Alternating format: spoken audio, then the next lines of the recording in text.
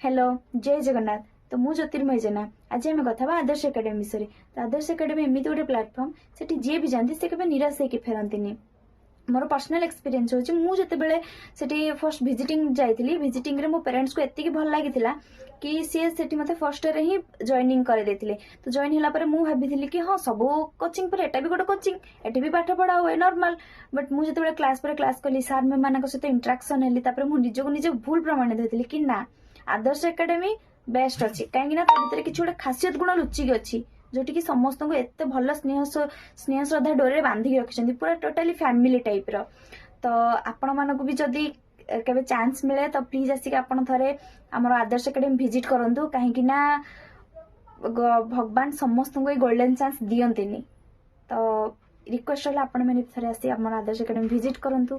तो लास्ट गोटे कथा कहबी ईस्ट और west Adarsh academy is best.